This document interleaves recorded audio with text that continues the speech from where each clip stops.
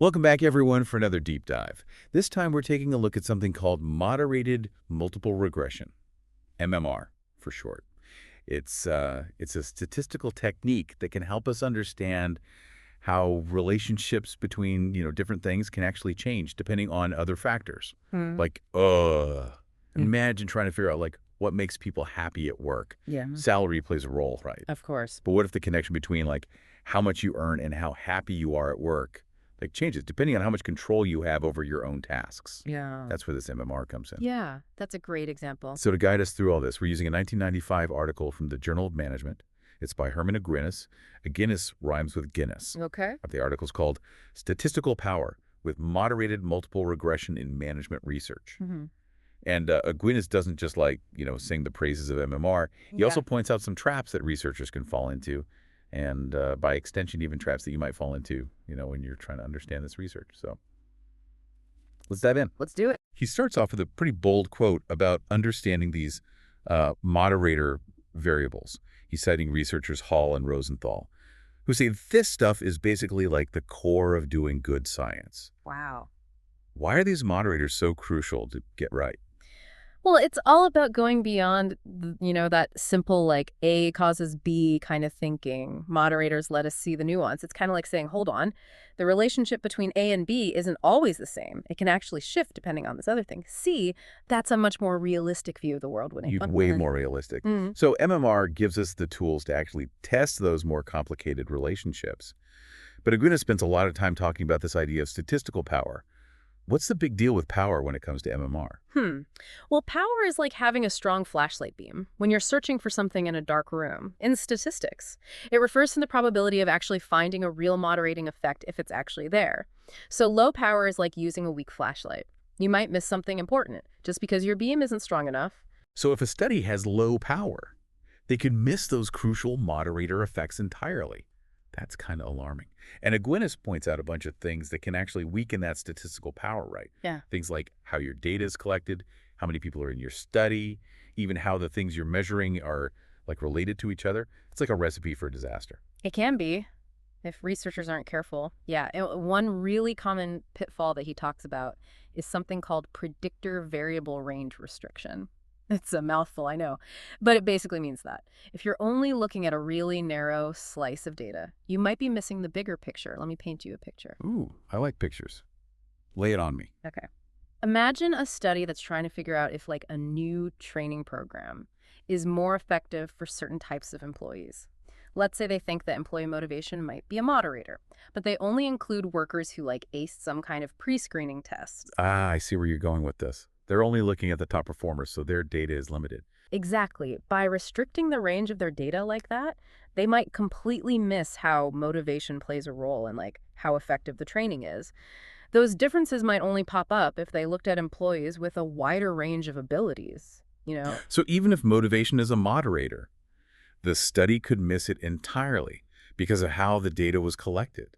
It's like trying to solve a mystery with only half the clues. Makes you wonder how many potentially important findings have been overlooked because of this. Yeah, it's a sobering thought, and it makes you realize just how crucial it is to think critically about how research is designed and the statistical methods that they use to analyze that data. Yeah, it's like we need to be like data detectives. Yeah. Looking for those clues about why a study might have missed something, crucial. Exactly. And that missing something could be a really important finding. We often see studies that say no effect or no interaction, but as we've seen, that doesn't necessarily mean that there's nothing going on there. It could just mean that they didn't have that statistical power to spot it. So if a study claims that a program works equally well for everyone, we shouldn't just take their word for it, right? Right. We should be asking questions like, okay, did they have enough people in the study? Were their measurements accurate? Could they be missing something because of this range restriction issue that we talked about? It's like anything else. We need to be informed consumers, even when it comes to research findings. This whole power issue just seems pretty tricky. What are some other things that Aguinis highlights as potential problems? Well, even something as simple as the type of scale that you use to measure something can impact your power. Those surveys where you have to rate your agreement with something on a scale from 1 to 5. Oh, yeah. I see those all the time. Yeah, those are called Likert scales. And if you use one with like too few options. It's kind of like trying to paint a really detailed picture with only 5 crayons. You lose a lot of the subtle shades and the details. So if you're trying to capture these more complex interactions between variables, you need like a richer palette, so to speak. Exactly. And Gwynn suggests using something called continuous scales whenever possible. It's like having a whole box of crayons instead of just a handful. It gives you a lot more flexibility and precision.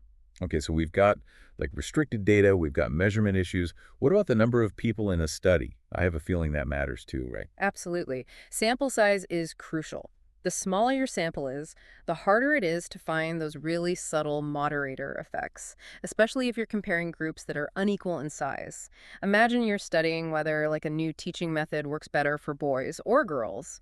If your study has way more girls than boys, you might miss a moderating effect of gender, simply because you don't have enough data on the boys. So even if the teaching method does work differently for boys and girls, your study might not be able to pick up on that difference.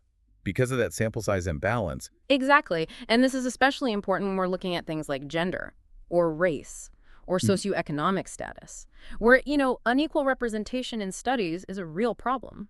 yeah, it feels like we're uncovering all these potential pitfalls with MMR. Is there anything that researchers can do to like avoid these traps? Thankfully, yes. Aquinas has a lot of good advice. And it all boils down to careful planning. Thinking about potential problems before you even start collecting data. That's key. So like a good architect, you need to have a solid blueprint before you start building. Exactly. And that means thinking carefully about how you're going to measure your variables, how many participants you'll need, and whether range restriction might be an issue. Sometimes you can even use statistical corrections to help account for some of these issues. So it's not all doom and gloom. There are things that researchers can do to increase their chances of finding those important moderating effects. Absolutely. But even with like the best planning, sometimes you end up with data that isn't perfect. In those cases, there are some statistical corrections that can help, though they're not perfect solutions. It sounds like it's a bit of a balancing act, trying to design like the perfect study Mm. while also being realistic about the limitations that you might face. It is, and that's why it's so important to be aware of these potential pitfalls and to approach data analysis with a critical eye. Okay, so we've talked about like the potential pitfalls of MMR and some ways to avoid them.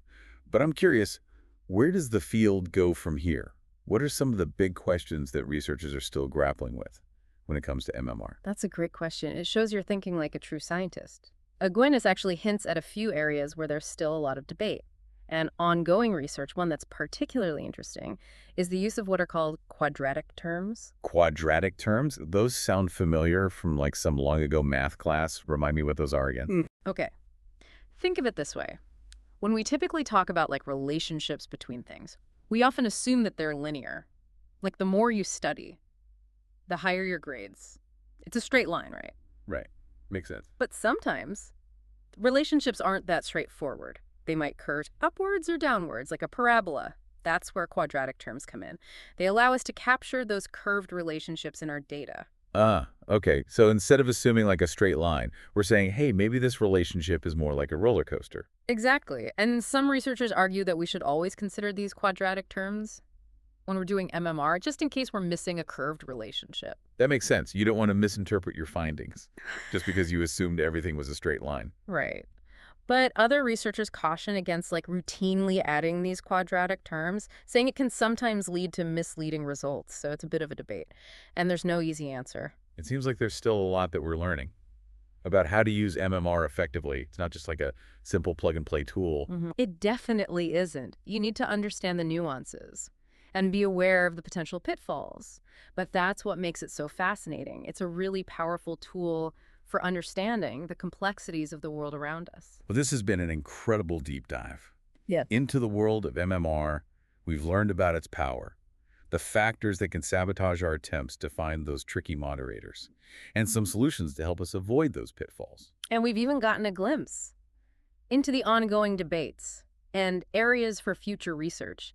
It's clear that MMR is complex, but an incredibly valuable tool for understanding the intricate relationships that shape our world. Yeah, it really makes you appreciate all the work that goes into designing good research and like interpreting the findings responsibly. It does. And it's important to remember that a single study is really just one piece of the puzzle. We need to look at the bigger picture, consider other research and different perspectives, and the limitations of any one study. Right. Speaking of limitations, we talked a lot about, the potential pitfalls of MMR, Hmm.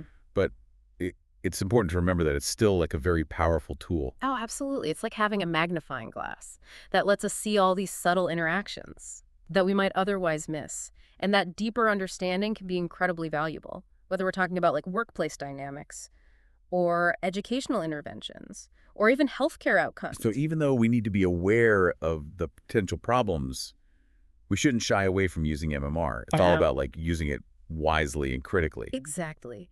And that's why this deep dive has been so important. By understanding the nuances of MMR, we can become more informed consumers of research Yeah. and better equipped to evaluate the evidence that shapes our decisions. It's like we've been given this behind-the-scenes look Yeah. at how the statistical sausage is made. I love that analogy. And while it might seem a bit daunting at first, understanding these concepts really empowers us to ask the right questions and make more informed judgments. Well, Herman Aguinis, thank you for guiding us through this fascinating deep dive into the world of MMR. I think our listeners are going to walk away with a much richer understanding of this powerful statistical tool. I hope so. And remember, the next time you see like a study that says no interaction or no moderating effect, think back to what we've discussed today. Right. A null finding doesn't necessarily mean there's no effect. It could just mean that the study lacked the power to detect it. Or maybe there were some other factors at play that weren't accounted for. Exactly. So stay curious, keep asking questions, and never stop exploring the fascinating world of data and statistics. There's always something new to discover. And on that note, we'll wrap up this deep dive. Thanks for joining us, and we'll see you next time for another deep dive into a new and intriguing topic.